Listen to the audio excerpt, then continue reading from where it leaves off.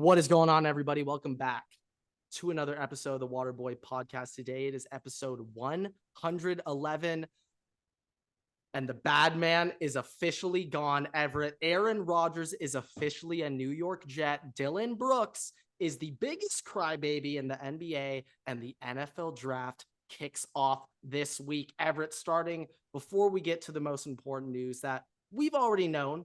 We've We've that been saying it for weeks. we have actually confirmed this multiple times on the podcast previously. But before we get into the groundbreaking news, that is Everett's whole perspective outlook on life just significantly improving overnight, we got to get to Dillon Brooks, Everett. So after game 2, Memphis hands LA Lakers an L with Ja Morant out.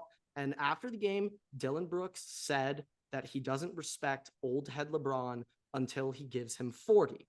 So I just really first want to specify that if LeBron gave Dillon Brooks 39, that wouldn't have counted, Everett. It is 40 or nothing. So after that, Dillon Brooks proceeded to then look like me whenever I shoot the ball playing pickup basketball with my friends, and he got ejected for hitting LeBron in the nuts. And of course, after the game, Dillon Brooks said, quote, Everett, you're going to love this: "The media is making me a villain. The fans are making me a villain. And then that just creates a whole different persona on me." Well, Dillon Brooks, I don't know, but it kind of feels like you brought this all upon yourself. It kind of seems like you've embraced this figure of being a villain in the NBA.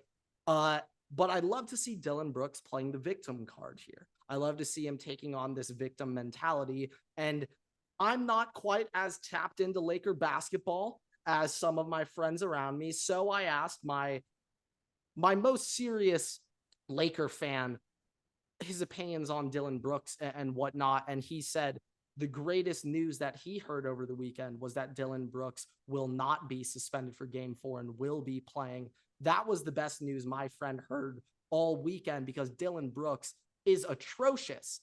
Now, this is something that I saw that made a lot of sense to me and made me look at some other quote unquote instigators in the NBA a different way. When Draymond Green or Grant Williams is not shooting well, Everett, they don't shoot the ball. They defer to their teammates and they understand, I'm not the scorer on this team. Fuck it. We'll play 4-on-5 on offense. That's okay. However, Dillon Brooks, he thinks he's him. He has that confidence. He's the next MVP. In that first quarter of game 3, Dillon Brooks literally took the Grizzlies out of the game by shooting the ball so much. Dillon Brooks, we got to put that ego in check a little bit. And sometimes you got to defer to your teammates when you're not considered an elite scorer on your team. I also thought it was amazing that Doris Burke, one of the funniest roasts on Dillon Brooks I've ever heard in my life, Doris Burke said, well, Dillon Brooks obviously doesn't quite have the athletic ability that we would like out of other NBA players, and he certainly doesn't have the scoring threat of other players. So Doris Burke essentially just went out and said, yeah, Dillon Brooks is literally there just to piss the other team off and play some good defense. Only issue is he views himself as like the best scorer on their team, and he wants to shoot the ball every time he gets it. So yeah, Dillon Brooks, just think it's very ironic you're crying over the media painting you out as a villain when literally 4 days before you went out and disrespected the best player in the NBA, calling him an old head and that you don't respect him until he gives you 40. So I don't know where Dillon Brooks is coming from with all this, Everett. I have no idea what exactly he's trying to get out of coming at LeBron for all of this. I don't really see any benefit he's getting from this. I can't believe I'm saying this, but he should be a little more like current Draymond Green. Just, you know what? Become the villain. Just become the villain. And you know what? I think sports need villains. We need villains. We need guys to come at and yell at and take on that bad guy persona. That's what makes the league fun. But if you want to truly gain fans from this villain persona, Dillon Brooks, you can't then immediately play the victim card and say you're not the villain. You have to fully embrace the role and take it on head on. That's how you're going to build some type of weird, messed up, screwed up head fan bases to support you. That's the only way you're going to do it, is by buying into this mentality and being the villain. You can't just back out of it the second that you lose a game. It doesn't work like that. But Everett, do you have anything else NBA you really want to go into? I know De'Aaron Fox had his finger in He has, that series. yeah, he hurt his fingy. I didn't really have that much to talk about. Hopefully the light will still be lit at the end of the day, but I'm not in a great place if you're playing Steph Curry. But no, that was all I had for the NBA. Okay, we can quickly get into college football before we get into the bad man. But real quick, Everett, we quickly previewed this last week, but former Georgia interior defensive lineman Bear Alexander has committed to USC. This is a massive pickup for Grinch and the boys on defense. USC is picking up some defensive recruits now. I don't know how they convinced Bear Alexander to leave Georgia and come to USC. And my keyword is convince him to leave. It's very cute how Everett, the transfer portal rules say that other teams cannot contact players for a potential transfer until they have put their name in the transfer portal. Everett, with that knowledge, explain to me how there were insiders who crystal balled Sam Hartman to Notre Dame before he entered his name in the transfer portal. That doesn't make much sense to me. So clearly teams are contacting guys throughout the season. There is no such thing as no contacting players unless they put their name in the portal. That doesn't exist. The transfer portal is open year round, 24/7. You can always contact players to come to your school. So shout out USC, shout out Ricky C. The boys are getting it done. But with that being said, Everett, now is your time to shout out Tulane for dominating USC's run defense. Yeah. So I'm assuming that this is what happened because this is the only context that I have. But the other week, USC's spring game happened, and they tweeted out saying, it's the first game of the new year. Tulane responded to that, and they said, no, it's not. You lost the first game of the new year. And USC football blocked Tulane on Twitter. Okay, I just want to start off by saying this as a USC student. I do not condone this type of behavior by the USC social media team in any way, shape, or form. This was embarrassing, not only as a USC Trojan, but just a fan of sports in general. So, I'm not sure about you, but I think one of the easiest ways to pick up social media interactions from a team account is to tweet out the final score of your team losing. That's one of the easiest ways to get interactions at all. And USC, by blocking Tulane, they are trying to prevent Tulane fans from coming into the comments and posting 46-45. That was the final score, correct? 46-45, yes. So they are preventing that ability for Tulane fans to come in 46-45, or forget Tulane fans. It could be fans of other teams coming just like Tulane beat you 46-45. That's cap. Now, by blocking Tulane, though, and blocking that ability to happen, this shows to me that the USC social media team is a little bit fragile. They're a little bit soft.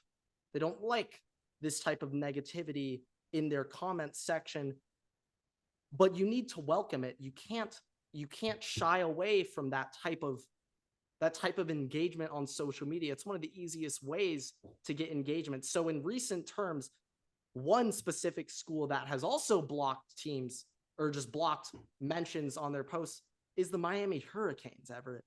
And Miami has been blocking mentions because there have been Ohio State fans in their comments saying, haha, we're stealing all your recruits. Miami and Ohio State have been in many, many recruiting battles recently, especially when it comes to those South Columbus Express receivers. But Miami blocking Ohio State, that's a sign of weakness. They're afraid. They're afraid of how bad those comments can get. And USC doing the same thing with Tulane, I don't condone it. It's a sign of weakness. It shows that we're not mentally tough and we are afraid of comment sections.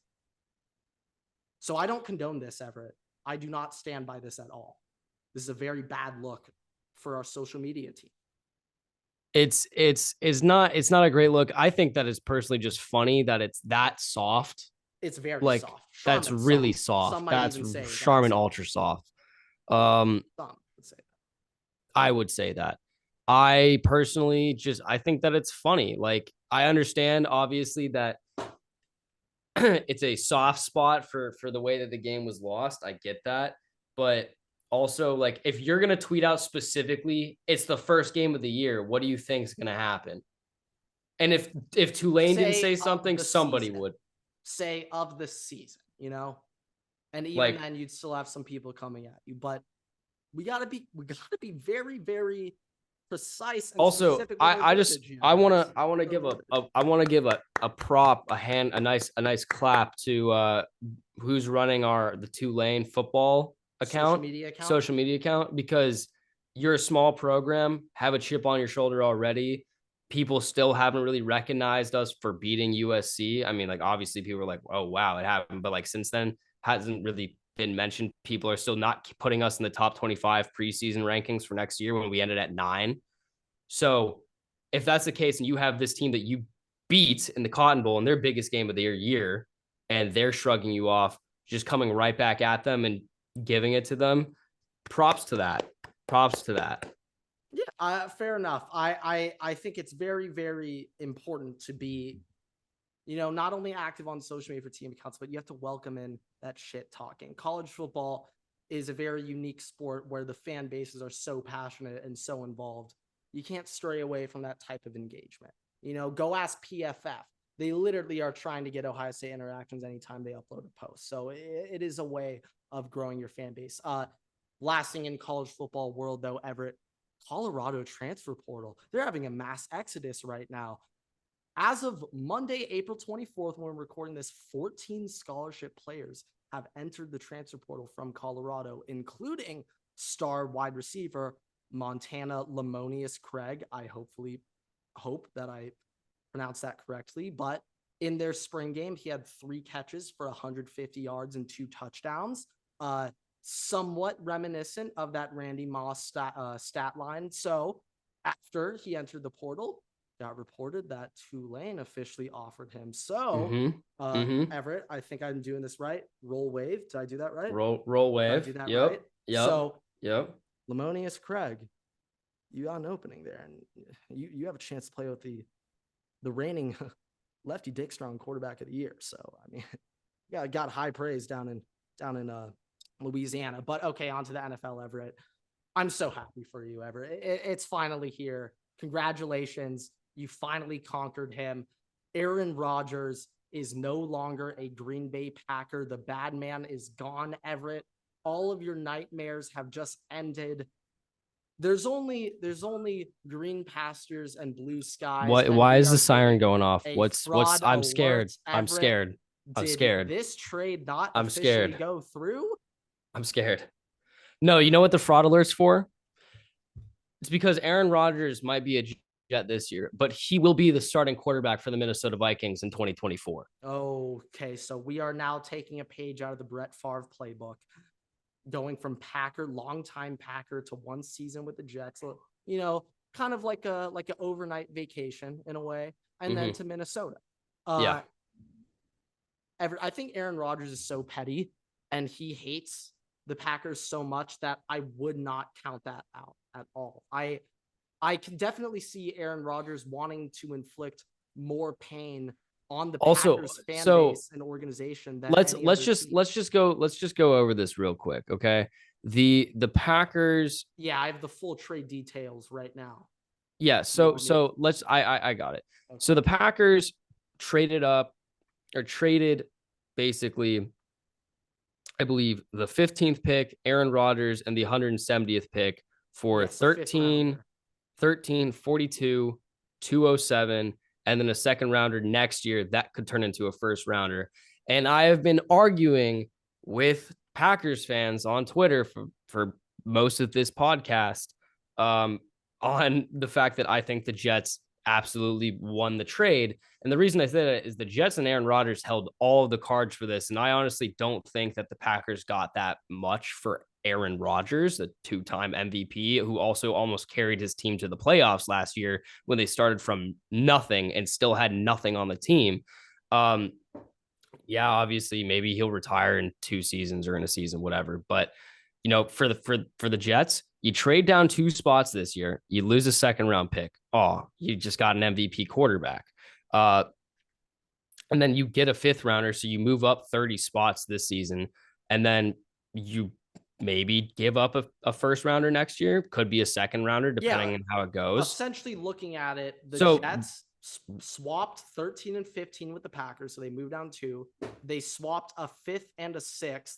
Uh, gave up so a second and then gave up gave a up a 5th to possible get a third. 6th, So and then really there's the way that I'm looking at this is realistically the Jets gave up a second round pick and a potential first round pick for Aaron Rodgers. That's the way yes, that I'm looking at and it. I'm also thinking about this. I think the 15-13 swap is a little interesting because you're not moving up much. You're moving up 2 picks, but I think it's interesting that the Packers valued that 13th pick a lot. And I was hearing a lot of the rumblings that to a degree, the Packers were more concerned about getting future picks than picks for this draft. And there were a lot of I rumors just that I this could happen personally post draft. yeah, but I But also why do the Packers want to move up those 2 I spots right personally now? think, honestly, Right. those 2 spots, I don't, we'll go through this. I have my mock draft 2.0. I don't think that it's going to be enough for them to get a JSN. I don't think that because the Texans are still a pick in front of them. Okay. I think that it might be enough to get a certain defensive lineman, but I don't think that it's going to make that much of an impact for their wide receivers unless they want to get Jordan Addison. But overall, like literally looking at this, and this is what I've been talking about, to get Aaron Rodgers, who, by the way, yes, he's an older player, he's got a bigger contract. But think if you're the Jets, you're that player away. You have Garrett motherfucking Wilson on your team. Thank you for putting respect on his name. He Brees deserves that Hall's coming. MF in between. Brees Hall's coming back, right? Uh Yeah, ask Jets Alan you fans. signed Brees Alan Hall should have Lazard, been rookie of the year over Garrett if right? both were healthy. So Your defense is gross. Okay. And you're telling me if you told me that all we had to do essentially was give up a second round pick this year and potentially a first round pick next year, or just 2 second round picks, I would say, fuck yeah. I think I win that trade every single time. yeah, I would Like, also say just in terms of recent like roster construction moves, like the Bucks, for example, when they won their Super Bowl, they bet on themselves that year. They go out, get Brady, they go acquire guys and through trades. And then you look at the Rams, obviously they said screw the draft. Who needs picks when you can go get Jalen Ramsey and Odell and stuff? And I think a lot of this I'm thinking about other sports as well, like how the Braves won their World Series, how the Phillies were able to win. You have to go all in. Giving up the picks is not as big of a concern as it used to be, I feel like, for many franchises, not just in the NFL, but in other leagues as well. So if you're giving up 2 seconds, you actually move up from 6th to 5th round. That pick swap actually benefited the Jets. But Aaron Rodgers is a game-changing quarterback, Everett. Aaron Rodgers is a game-changing quarterback. You know it better than most people, how dynamic and impactful he is to a team's success. But like, let's just say, Everett, while we're just on this last topic of how happy I am for you, before I get into Garrett Wilson's career, what you're feeling right now is exactly what I'll experience in around 12 to 14 years when Mahomes either retires or leaves the Chiefs. Seeing how you are emotionally reacting to this right now just inspires so much confidence in me, knowing that one day I'll experience the joy that you're going through right now. But Everett, time to talk about my baby Garrett Wilson, who you just gave him the highest praise you could possibly give him by putting the MF between the Garrett and the Wilson. So Garrett Wilson, Everett, before he was drafted, I put out a video for my Please Do Not Draft list. I included the New York Jets as one of the first teams on that list for Garrett Wilson. However, he still won Offensive Rookie of the Year despite my serious concerns at quarterback. And now he gets Aaron Rodgers to throw him the football. Garrett Wilson, I am so unbelievably happy for him. I'm so happy for him in his career. I thought that going to the Jets ruined him before it even began, but now I would say he's in a top 3 spot in the NFL in terms of who his quarterback is and who he gets to play with. I think, like, obviously, Aaron Rodgers, in my opinion, he's not like a top 3 quarterback in the NFL right now. He's definitely still a top 10. You can argue, depending on his situation, he could be top 5. But I think based on what we saw last year, the way that he handles himself, just his body, right?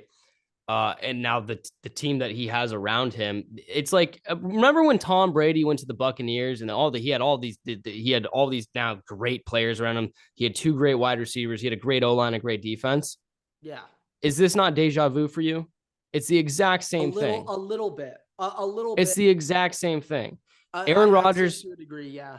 Aaron Rodgers is going to a team with a great wide receiver core, a pretty good offensive line, a great defense, and I think that he has a great running back too. Tom Brady didn't have that. So I think everything is set up perfectly. Obviously, the AFC is very difficult to contend in. Very difficult. With the Chiefs. You have the Bengals playing, Bills, right? I think that even the Bills are in their own division, right? So yeah, the Dolphins are fantastic when they have they have a quarterback. But like, that's why it's difficult, and that's why I'm saying, even if the Jets don't win the championship, don't win the Super Bowl, I think that this is still a win just for the fact that you basically gave up a second rounder this year and a first rounder next year. And you get Aaron Rodgers and move up 30 spots in the draft and for whatever player you want.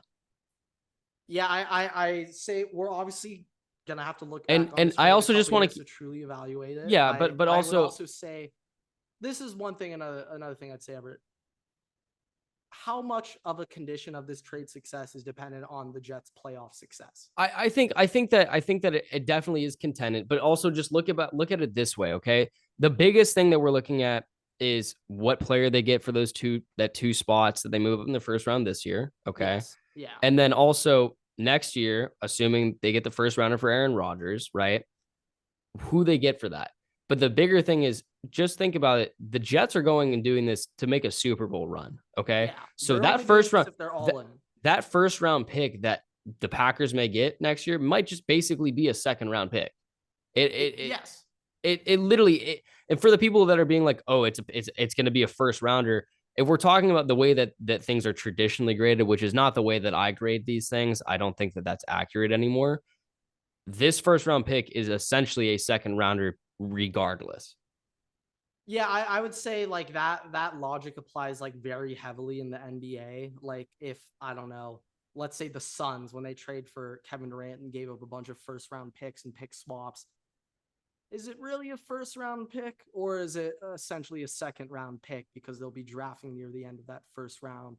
And in the NBA, the lottery is even more important, having a lottery pick, because there's also only 2 rounds in the NBA draft.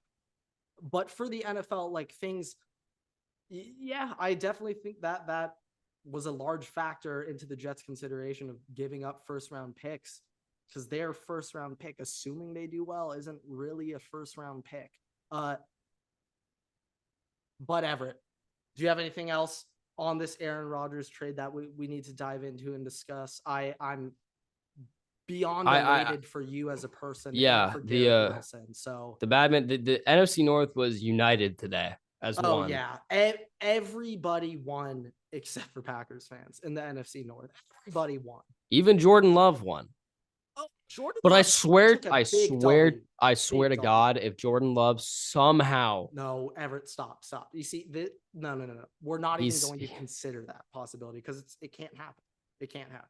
No. Don't even say it. Don't even say it. Okay. Don't even utter those words. Okay. Okay. But if they get if they get Caleb Williams next year, I will cry. Oh yeah, if that happens. Oh yeah. Yeah. Fair. I understand. Okay.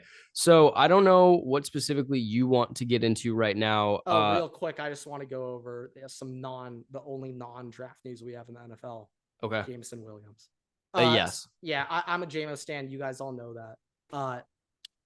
But Jameson Williams was suspended 6 games for betting in the Lions team facility. That is why he was suspended. Yep. Let's start off with this. I understand you don't want to bet in the team facility. Ever and I, we had a little back and forth before recording about it, and I'm just thinking to myself that I'd be very confident that there are players in team facility locker rooms betting on, like little card games, poker, whatnot. Literally every team flight, they're just gambling, playing card games and shit with each other. But Jameson Williams happened to place a bet in the Lions team facility, and I can understand that that's a problem. You don't want your players to be focused on sports betting, and forget the look of NFL players. Just any company, Everett was bringing this up, any company wouldn't want their employees just gambling during work hours while you're on the clock or whatnot. I get that. But I don't understand this whole debate against betting in the NFL. First things first, what is wrong with an NFL player betting on themselves in a game? I don't see any downside to it. Pete Rose, he will never be allowed in the MLB Hall of Fame because he bet on the Cincinnati Reds to win games when he played for the Cincinnati Reds. I don't quite see the problem with betting on yourself to reach a certain yard mark or a touchdown prop. Or so here's the thing. Here's the thing. Obviously, like it's betting on yourself. Yeah. And it's essentially putting your money that you're earning into a bonus that you could meet. The issue is still insider trading kind of ordeal, because I can get that, but if you're betting on your own team, like, no, that's even bigger. And for the fact you're betting on yourself is the bigger issue, because you are the only person, because you're the person who knows, okay, I am more likely to get receptions this year, less receptions this year. I'm more likely to get more yards. I'm going to be used in this way because you're going through practices and all this stuff. You have the information based on your coaching, your relationship to the quarterback, the plays that you run, none of which Vegas has access to. So by putting money down on these bonuses, that itself is going to be considered insider trading, because you have access to this information about your team, about yourself, and how you're going to be used. So I could bet my under knowing that this season. That's the problem I have. Like, if you're ever fading yourself, you're betting. But no, let me finish the point. I could bet my under knowing that this year I'm not going to be getting as many receptions because we have I could bet my over though too, knowing that if I was the third string last year, and let's just say I had a great camp and I had a conversation with my coach, and they're like, okay, we're going to use you way more this year. Like, we're going to use you in X, Y, and Z. We're going to use you in this play. Like, we specifically want to utilize you, right? Vegas doesn't know that. So you're just going to immediately cash your over profit. If that's 600 yards, you know you're going to get 800 because you're going to be used more. But this is what I'm saying. I don't see the difference in that and having a contract incentive to hit a certain yard mark. Because the contract incentive is predisposed, written down for years to come. So when you are making those plays to get the money, right, that your coach is aware of that. And it's not like you're using the information that you and your coach have between to go and get this extra money, right? Because everybody's aware of what's going on in that. I get what you're saying, but like, the issue itself is access to knowledge. That's the whole issue. The issue is not you're betting on yourself to do better. That's not the problem. The problem is you have access to knowledge about your team, your playbook, the way that you're going to be used, your relationship to the quarterback, how certain players are feeling. So if you're going to be playing more or less because somebody's hurt, right? Vegas doesn't have access to that. So if you start betting on yourself, it's not legal. But I still don't see the difference in here. Let's start with this. I understand betting against yourself. And that's an issue. Even if you're not even directly involved in the game. So, like, for example, our example we had earlier. That's not the problem. Get to the next point. But there is no difference in Jameson Williams betting on his over for, let's say it's 1,000 yards for a season prop. I do not see any difference in that betting on his season over total yardage and having a contract incentive to hit 1,000 receiving yards from their team. The, I don't the, see any difference in it at all. the difference is literally who it's through. Because it's the team, it's fine because the team, one, is in control of how everything works, right? You are working your ass off to prove to the team that you deserve this bonus, right? That you're working for this bonus. The coaches are aware of it. You are working to do better to hit this certain prop to get that money. Okay. Now, if you do it for Vegas, if you go through Vegas, yes, and you have the exact same prop line, okay, right, let's just say it's the exact same. Your over is like 1,000 yards and you make money. Yeah, let's just say it's 1,000. Right. Obviously, you still have motivation. You're betting on yourself, but the issue is the people you're betting against and the casino, whatever you're betting against, the books that you're betting against, doesn't have access to the same information that you do. So it's the same as betting. Like if you're betting on your team, like I'm betting on my team's over prop for 6.5, right? Or whatever, right? I'm betting on myself and I'm betting on my team. It's the same thing because Vegas doesn't have information that you do. So it's not legal because it's not a fair playing field. That's the whole reason why players cannot bet on NFL games, cannot bet on other player props, cannot bet on themselves because it's not legal. So I get what you're saying there. It's like a bonus at work. My question is, why are UFC fighters and boxers allowed to bet on themselves through books then? Wouldn't they technically have inside access to their camp? And they don't have access. There's no coaches and that kind of stuff. They don't have access to the other. They don't have access to the other person who's boxing. They're not playing against anybody else. But also, couldn't you say that Jameson Williams, he doesn't have access to what other teams have? But that's not related to the question right now. Yeah, well, these boxers, they're allowed to bet on themselves through Vegas. Yeah, but also it's one versus one. There's nobody else that's influencing them besides themselves, right? It's not like they're not aware. Like for Jameson Williams, if you're going off of whatever his over props are, right? He's not going to be the number one wide receiver. But let's say before the season starts, he knows that he's going to be used more, or Amon-Ra St. Brown is dealing with like a foot injury or something like that, right? And that's not coming out, he's going to immediately know that he's more likely to hit it because he's going to be utilized more. If you're boxing, right, it's just you versus the other boxer, and you can bet on yourself because it's not like you are going up against other people in your depth chart. You're not competing against other people to hit the certain props. So you don't know like other information. If you're betting against yourself, that's obviously an issue. I see, there's obviously a lot of problems with information here and how Jameson will have more access to things. And it's much different for a solo Jameson sport. Williams and Calvin Ridley and all those guys, they didn't bet on their like season props or anything. They didn't even bet on games with their team directly involved. But they were all still suspended. I think it's just very ironic the NFL's new stance on gambling and accepting it a little more, trying to implement it within game day atmospheres by letting teams set up casinos to live bet in person at the stadiums and also allowing teams to partner with sports books. It's very ironic, just their stance on the players betting. I think it's just very ironic. I mean, it's like if you go to work right now, are you allowed to bet at work? No, you're not allowed. I'm not even talking about the betting. But that's the whole. That's what you're saying though, is the whole like it's ironic that players can't bet, but they're trying to set up these betting things. Players can bet. They can't bet on the NFL. They can bet at home if they want to. They can bet at a sporting event. They can bet on the NBA, the NHL, whatever. They can't bet on the NFL, and they can't bet in team facilities or using team devices. That's the issue because it's a workplace. It's a workplace. You can't do that at a workplace. I think it's just very interesting their stance on. Also, the reason I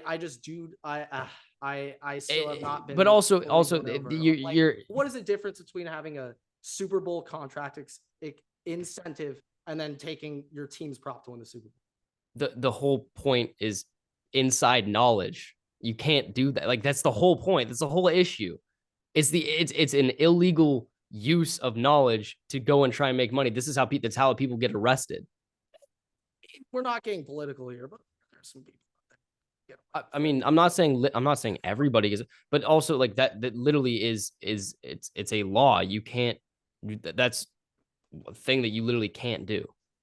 I think I'm gonna go back to that boxing set. We've been spending time on this, but I just don't understand. I think it's just boxing leagues are a little more It's accepting of also betting. very different. I think it's But just. also it's very different for single individual sports than team I sports. mean, yeah, Tell yeah, me but if like, you're telling me that it's the exact same situation for Jamison Williams versus a UFC fighter. It's not at all. It's very different. The no, way you but it's train is just different. I The swear, like, I just think there's a problem here with this. Like, it doesn't make sense. there's definitely an issue. There's definitely an issue, but the bigger thing is like if you don't understand that one, you can't bet in the workplace. Like that's just a general rule, Yeah, I'm not even specifically for saying sports. that. Yeah, he should have You been can't suspended. understand that. Sure. You also can't understand that there's an issue when it comes to knowing things about either yourself or other players on other teams or whatever, then you don't really understand what the issue is. I just I don't really see any problem with Jamison Williams betting I on look. himself. The last I thing just I'll don't say. see The it. last thing I'll say. I fully understand it for you. Like I get how like I agree. Like it makes sense, right? Because if you already have this, you should be allowed to do that. The full issue is that it's bet through a book, through a another company that doesn't have access to the same knowledge as you, and therefore it's unfair. That's the whole issue. I can understand that angle. I can get That's it. the whole issue. I just think there's Okay. this whole thing. It's just like what the hell here. I Um, let's go to the NFL draft now before we can either do my mock draft 2.0 right now or we can hit up CJ Stroud.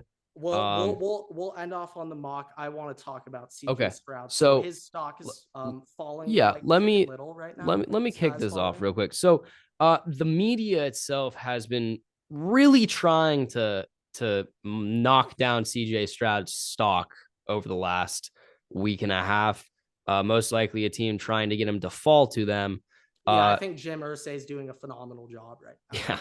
Phenomenal job. Brady Quinn talking about how CJ Stroud not going to Peyton Manning's football camp is red flags. We have the S2 cognition test going on, and I want to that'll be start with the the Madden big thing, or the sorry, Manning the camp. Manning thing. Yeah. I want to start with that. So I'm pretty sure there were some reports that this was when CJ Stroud was in high school, and if that's the case, then literally who cares? But I've heard that this was recently within the past 2 years or so. The Manning passing camp, they contacted CJ Stroud, asked him if he could come out to their camp, and they contacted him last minute, and CJ Stroud said, I have some camp at Ohio State I'm running. I like have a commitment for that. I can't come. And from what I heard, the Mannings weren't really up in arms about it. And also Brady Quinn, he was clipped out of context by this guy, Dov Kleeman, with that clip. And it really sounded like Brady Quinn was like crapping on Stroud. But if you see the whole clip, Brady Quinn's actually like, this is not what I have seen about CJ Stroud. Everything that I have personally learned from talking to him contradicts everything I'm about to say, but I've heard reports that he skipped the Manning camp and stuff and yada, yada, yada. But Dov Kleeman very purposely did not include any parts of that preface of him saying, this is not what I think of CJ. But yeah, that report coming out, I would honestly wouldn't be surprised if that literally came from the Colts themselves, because obviously the Colts have a good relationship with Peyton Manning. And so I would not be surprised if that literally came from the Colts themselves to try to somehow tank his stock. Yeah. So I mean, speaking of Dov Kleeman, I'm pretty sure he is the one that was like the report, like throughout all the reports for the S2 cognition test. Yes. To be fair, he literally only just takes information from somebody else and then reports it, and then it goes viral. Obviously on these results, CJ Stroud scored 18%. The big thing to note that's now come out 18th is percentile. But he says on his tweet, he says 18%. Yeah. So that's an issue. He's just misleading. Also, but like now it's come out one from S2 Cognition CEO that the results are not accurate. There was a unnamed player, definitely CJ Stroud, but an unnamed player who Probably was CJ Stroud. very busy, had a lot of interviews, didn't get to take the exam until 11 p.m., had not had dinner, was forced to take it. And they were like, you're going to have to take it. And then we're going to have you take it again at your pro day. And then he scored way better on his pro day, according to them. And then on top of that, there's been rumored, basically it's been stated that the S2 cognition test is a very good indicator for whether or not you're going to pan out in the NFL. Like most people who score high have a very good career in the NFL. The S2 cognition test has only been certifiably used since 2022 when they threw out the Wonderlic, and it's even been used maybe a little bit before then. Is it confirmed that they have just thrown out the Wonderlic? The Wonderlic's gone. They threw it out before the 2022 combine. So they've been using this since then. And with that said, like, I don't know about you, but a 3, even possibly 4-year window, if it's been used before 2022 for these players to show if they've panned out in the NFL is not an accurate indicator if that's possible. These players are not even off of their rookie contracts yet. So until you have these players have played at least certifiably long careers and until they've played for a long amount of time, you cannot sit here and say, yes, if you score high on the S2 cognition test, you're going to have a great career in the NFL. Because I guarantee you, Zach Wilson might have scored high on that. Do you think he's having a great career right now? Absolutely not. I don't think Will Levis. Some Jets fans might actually fight you on that. There are still crazy nuts out there who think Zach Wilson can still be good. It's like, oh my God, what else do we have to see? What else does he need to do awfully in game? 38-year-old Joe Flacco beat out Zach Wilson last year. Mike White was just significantly more impactful than him while on the field last year. I when it comes to this S2 cognitive test, some couple things that I quickly had to learn about, because I'll be honest, I had never heard of this test until about a week ago, and literally I'd never heard of it in my life. CJ Stroud's apparent 18th percentile, Everett, though, this isn't 18th percentile among NFL draft prospects. It's among every human being who has ever taken this test. Yes. Just in general. So he scored in the 18th percentile of humanity, okay, for this test. I've heard that the average NFL quarterback places above the 60th percentile and that the average NFL player places around the 50th percentile.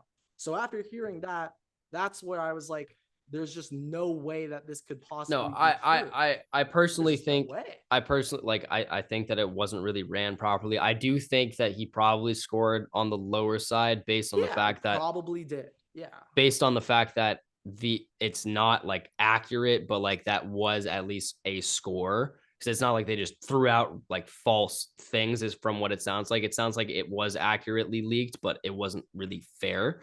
But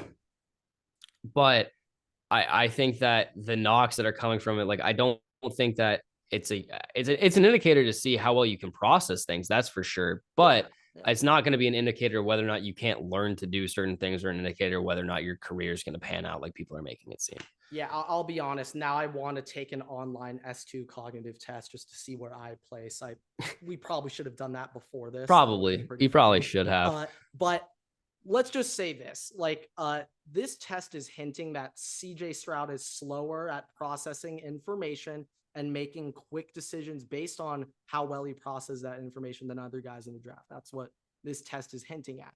But if you just look at what these guys did in college, this test does not correlate to what they did on field in terms of processing in-game information, making decisions at the quarterback position.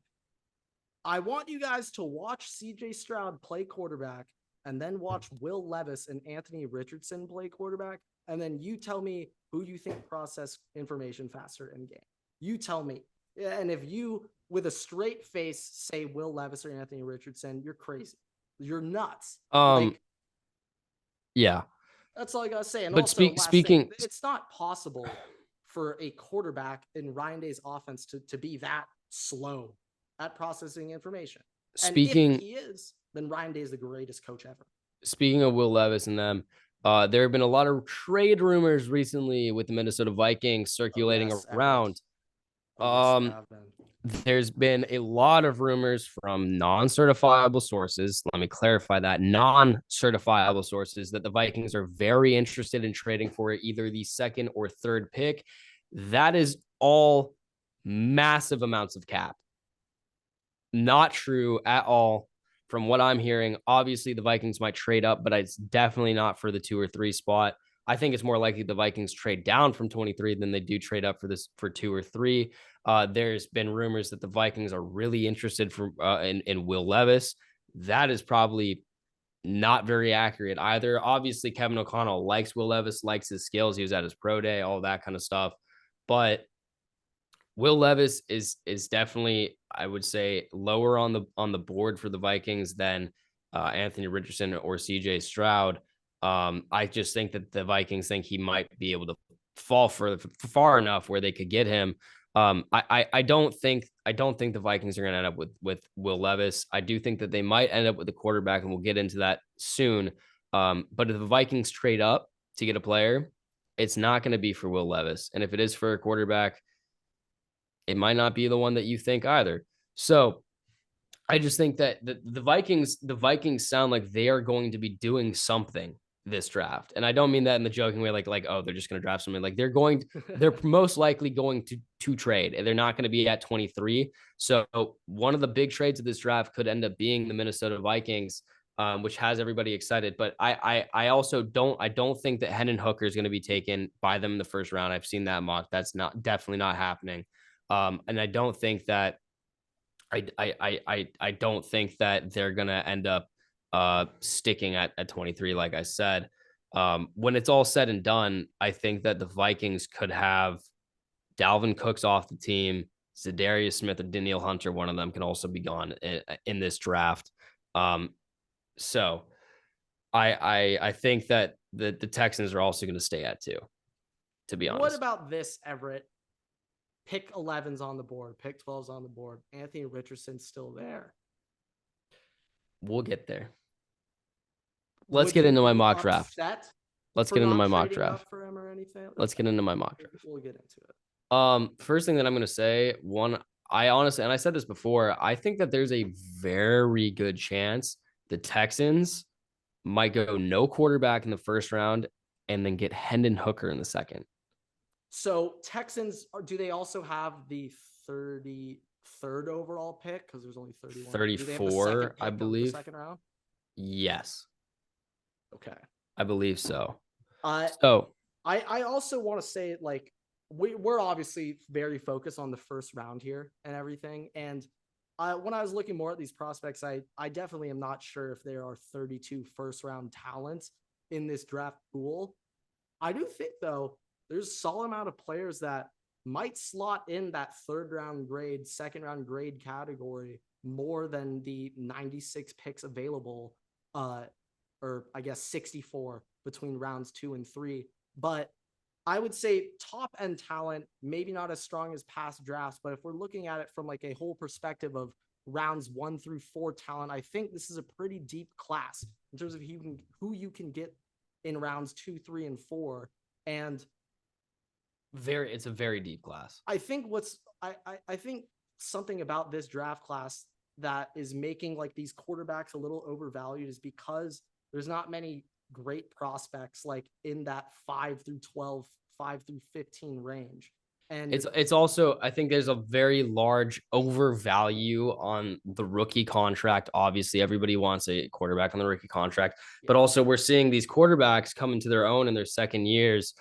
Patrick Mahomes, Jalen Hurts, Josh Allen, Joe Burrow, Justin Herbert, all of these players coming in to become top quarterbacks. And, you know, when you're looking at those drafts, you're sitting there and you're thinking about it. You're like, some of these players are like not thinking about, like, as a fan, you're not thinking about being one of the best quarterbacks in the league right now. But they ended up being that case anyways. And I think that inside the league, that's a big conversation that people are having. And it's just the overvalue of having a rookie quarterback, and it just doesn't always work out. Yeah, once again, Patrick Mahomes ruined the NFL and the expectations of any GMs or anyone constructing a roster. Yeah, Patrick Mahomes ruined the NFL. But All okay, right, Everett, let's mock get draft. into the official mock draft 2.0. All right. So there's some alterations between this and the first one. Most of these picks I've already explained. So if you want an explanation for those, go and watch either our TikToks or go on YouTube and watch the first one. So let's get right in here. One is Bryce Young. Don't need to talk about that. Two, Will Anderson Jr. Some people are going to disagree. Like I said, it's Will Anderson. Three, Titans trade back up. Again, they take the third pick from the Arizona Cardinals. This time they take CJ Stroud. I've heard a lot about the Titans being enamored with CJ Stroud, and I don't think that he's going to fall. I think that all this has been a very big smokescreen. I don't think that his value is actually diminished that much in those front offices.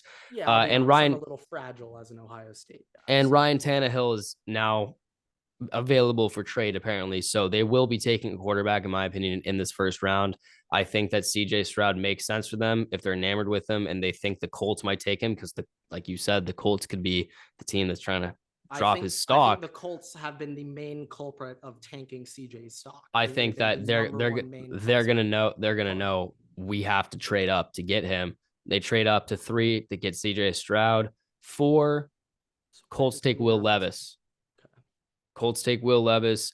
I think that it's kind of been a smokescreen in front offices. The media's made it look like Will Levis is falling a little bit. I still personally don't like him, but I do think it's the Colts. They will take him. He's a Colts kind of quarterback. Does he not? He's a Colts kind of quarterback. Well, the only reason why I can see him being a Colts style quarterback is I'm just thinking of like a pretty below average quarterback playing for them. And so that's why I can see it. In recent, but I mean, they had Andrew Luck, they had Peyton Manning. No. Yeah, yes. Don't get me wrong. I mean, to this day, I still think that shit. If Andrew Luck just never retired, Jesus, the Colts would be in a prime position right now. Oh my God. No one talks about that enough. 5, the Seahawks take Jalen Carter. I was in an argument on our TikTok page about them being the favorites to land Anthony Richardson. And no, hell would freeze over before I believe they would be the front runner pick. I think that'd be nuts. I think Jalen Carter, they are the front runner to take Jalen Carter. That is the player that they most predominantly want is Jalen Carter. And they can match him up with Draymond. They just got an Ohio State D tackle. Yep. They can do a lot of work with them. 6, the Lions take Tyree Wilson. 7, Raiders take Christian Gonzalez. 8, the Falcons take Bijan Robinson at pick 8. There's been a lot of rumors them being very, very enticed with him. It makes sense to me because I know that they had great running backs last year, but when you take Bijan Robinson, you look at what he can do and how predominant they are as a running offense. It just makes sense. You have that massive trio of a backfield that's really the most that the Falcons could probably ever ask for. I think their front office would die of happiness. And imagine if they threw the ball to Kyle Pitts. Oh my God. Oh my God. Bears take Paris Johnson Jr. at 9. Yeah. Pick 10, the Eagles. Eagles, Everett. Come on. The Minnesota Vikings have traded from pick 23 to pick 10 to draft a quarterback. The Minnesota Vikings have picked Anthony Richardson at pick 10 in this year's NFL draft. So the Vikings, they let their golden boy slip away from their fingertips a couple of years ago in Justin Fields, and they're not going to make that same mistake again. No. Also, look, a lot of people talk about how Anthony Richardson can't make reads, he can't make throws, right? He's not developed. Anthony Richardson is 20 years old. He's going to sit behind Kirk Cousins, and you get experience doing that. He's not experienced. He's a young player. He's very raw. You get experience by sitting, you watch, you work on your mechanics. I think a year behind Kirk Cousins. And I'll be honest, Kirk is a nice guy. He actually probably would try to develop him. He probably would. Anthony Richardson, I think that would literally be one of the best possible situations for him to go is to the Vikings and sit behind Kirk Cousins. And on top of that, you have Kevin O'Connell. Imagine what he would do with that athleticism. That's what I'm most excited for, what Kevin O'Connell can do with and on top of that, guess what? You're not pissing off Justin Jefferson because he has a quarterback that can throw to him this year still. And next year, Anthony Richardson will still be able to throw to him because he's going to work on that for an entire season and know the playbook by heart before you just throw him into the fire, which is what a lot of teams do. I mean, also, obviously, every organization is different, but I mean, Yeah. the Packers, they didn't really put much input in Aaron Rodgers and who he Yeah. wanted to draft. But shit, who knows? Maybe it's Justin Jefferson who's saying, I want to play with AR-15. Go get him It could for be. me. It It could be. could He's be. got a lot of say in I would the say locker room right I now. would say the Vikings actually respect Justin Jefferson's opinion, and I think they should. I think that's an opinion that should be valued. 11 on the trade back. Cardinals take Devon Witherspoon. 12. I like that a lot. Getting him at 11 or 12. I like that a 11. lot. 11. Texans take Jackson Smith and Jigba at 12. 13. Now the Packers pick. Packers take Nolan Smith at pick 13. They get their edge to go across from Rashawn Gary. Not going to lie, that's pretty nasty in my opinion. 14.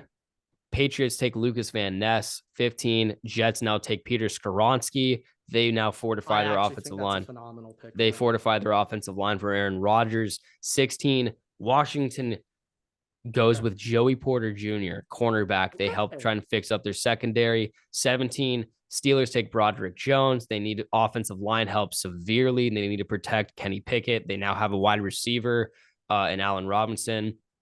Get the tackle help. They need to fix their offensive line. 18.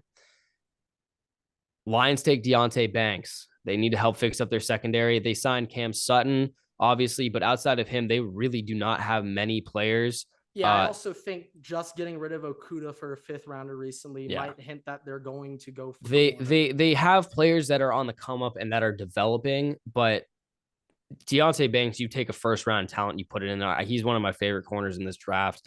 I think that is a great pick. 19. The New York Giants have traded up with the Buccaneers, with the Tampa Bay Bucks. They're selecting Jordan Addison at pick 19. They jump ahead of both the Seahawks and the Chargers to take Jordan Addison at 19. Seahawks, honestly, this is a weird pick. They could trade back. They could trade forward. I think right here, they need a guard. They're not going to be able to get him, not be able to get a guard until really late in the 2nd round. I think that they take Osiris Torrance here. He's the best guard in this draft. You're not going to be able to get him. This is a reach pick. The Seahawks like to do reach picks. This is what they need. They're going for need over best available. They take Osiris Torrance here. And also keep in mind, Everett has a very impressive track record when it comes to Seattle mock drafts. I do. He's never gotten a Seattle 1st round pick wrong. So no, I have not. 21. The Chargers take Zay Flowers. They fix a wide receiver need there. Not the guy that you were looking for. Definitely one that you've had qualms with on TikTok. If I can quickly comment on this, my perception on Zay Flowers has changed slightly over the past 4 or 5 days or so. I was really under the impression that Jackson Smith really could fall to me at 21. But at least I know that all of the Chargers fans or just NFL fans on Twitter, they're on the same page as me that JSN will definitely not drop that far. So with that in mind, I do think Zay Flowers is a very, very enticing pick at 21. I'm actually fully on board with it. However, I do think long-term, it would make most sense to try to trade down here and get another 2nd or 3rd round pick. However, based on Tom Telesco's track record, we're not trading out of this. I also don't think that there's many trade partners that want to get that 21 pick now. Yeah, that's also another thing. What exactly can you get at 21 that you can't get at like 20? Yeah. 22, the Ravens go with Myles Murphy. 23, the Philadelphia Eagles have traded down to the spot with the Vikings. They take Brian Branch at 23. I would say a bit of a reach even. I think that he's going to be gone the next pick. Okay. So, and they need that safety help. So, 23, they get Brian Branch. 24, the Jaguars take Brian Breezy, help shore up that interior defensive line. 25, the Buccaneers have traded back here. Might be a bit of surprise, but they take Isaiah Foskey from Notre Dame at 25. Foskey. Okay. Okay. I All think that right. he's much higher on a lot of draft boards than people think. 26, the Cowboys take Kalijah Cansey. They get an athletic interior defensive lineman to pair with Micah Parsons. Pray for that division. 27, the Bills take the player we all hate, Quentin Johnston. 27, I don't think he's good, but they do need wide receiver help. If they can get a wide receiver to pair with Stephon Diggs, maybe make him a little bit happier or matter. Real quick, I just want to say something real quick on Quentin Johnson. I was really looking at some of his tape and stuff. So he's a big body receiver. He's 6'4". Yes. He's like 220. Very ironically, though, I would say one of the worst parts of his game is contested 50-50 catches. One of the worst parts of his game. He's awful tracking the ball in air. He's awful in one-on-one jump ball situations. Ironically, the most exciting parts about him, in my opinion, is what he can do after the catch. So, Yeah, like his frame and build does not match the player that he that he is. is. It Yeah. just it makes But it I think him being a 2 rather than a 1 really kind of works because Stephon Diggs obviously is one of the best wide receivers in the NFL. And Quentin Johnson, 1, gets to learn behind him. 2, will now be able to play as the 2, and it will take less pressure off of him. Obviously, he couldn't even beat Keely Ringo in the championship game. So not yeah, having to we go all know against the what we best think about corner Keely. on the other team will make a difference. The Bengals at 28 take Darnell Wright, offensive tackle out of Tennessee. They now have Orlando Brown on one side and Darnell Wright on the other side, help fix up their offensive line, which is still an issue. 29, They're just always hurt. 29, the Saints take Michael Mayer, tight end. 30, the Eagles take Jahmyr Gibbs at 30. 31, the Chiefs end up with Will McDonald, the 4th, to end the first round. Okay. Lot of moves here. I just want to make sure I got this correct. You have Tyree Wilson to the Lions at 6, correct? Yes. Okay. And I know that there are a lot of rumors of him potentially going to the Texans, and a lot of teams think that he has the potential to be the best defensive player in this draft just because of his athleticism, build, and potential. It's Will Anderson. I believe he's the proven prospect. It's Will Anderson. Like, don't overthink it for a player that you think might be possible. That's what happened with Solomon Thomas. I really do think that the Texans, what's their head coach's name? D'Amico Ryans learned from that, and that's why he's gonna go with Will Anderson Jr. I because also he's a known prospect. like me, I'm more invested in college football than NFL. I'm not lying when I say after Will Anderson's true freshman season, I think he still would have been a top 10 draft pick in the NFL. As Yeah, a I think 19-year-old. that if you're starting to build your defense out, Will Anderson is a proven commodity that you're not going to miss on. This is also another thing which like I obviously this can't really factor into your decision that much, but Will Anderson started for a championship winning Alabama team as a true freshman as a defensive end. Like, obviously, we can't put that much focus into it, but for Nick Saban to trust an 18-year-old to play defensive end for his defense, that has to say something. Like, that has to mean something. Like, his experience that he's gotten in college is beyond valuable. The competition he's gone up against, like, shit, we can go through the first round tackles that he's exposed.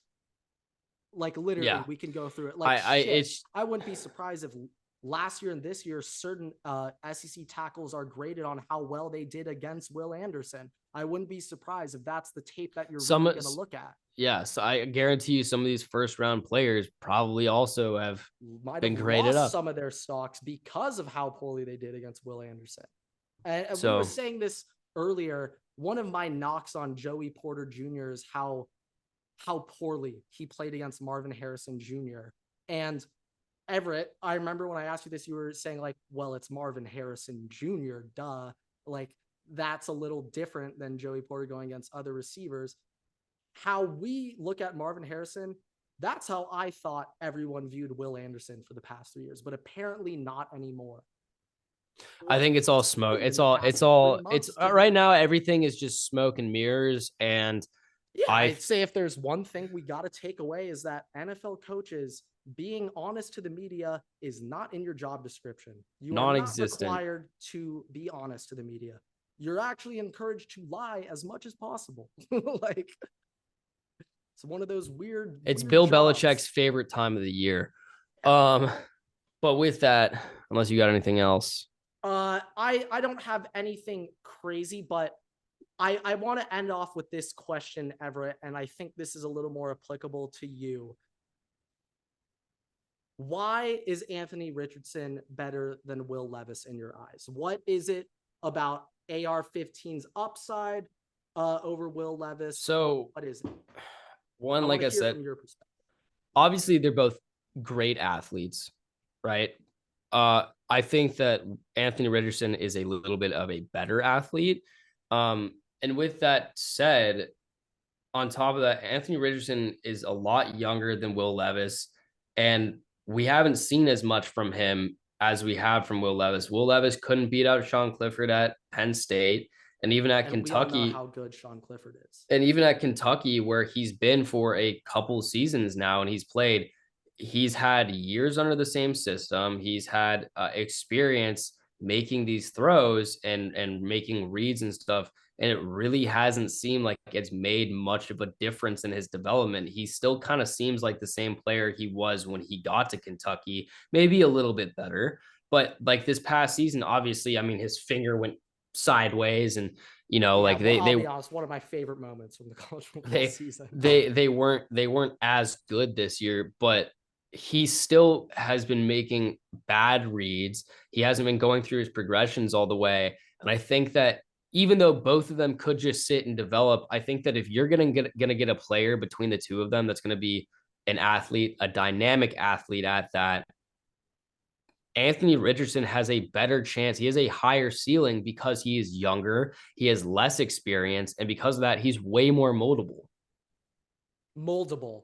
That's Moldable. what you just, yeah, yeah, I would say like I would personally take Anthony Richardson over Will Levis too. Like this is something that we go back to. Like I always feel like a first round pick, you're pretty certain that they're going to hit or pan out. Like for Anthony Richardson, Will Levis, I think for the most part, as an NFL community, we can agree that these guys are not going to come in day one and show up and ball out. I don't know, but when Malik Willis was going through his draft process, it seemed to me like everything was all about the upside. Obviously, is well, I just said obviously. I'm not sure if it was obvious that his floor was much lower than AR-15 or Will Levis, but to me, everything that you saw to Malik Willis, yeah, that describes a third It's round pick it's or a it's second it's round pick. also it's also like the things that we're talking up are throws not in pads, are in throws not in coverage.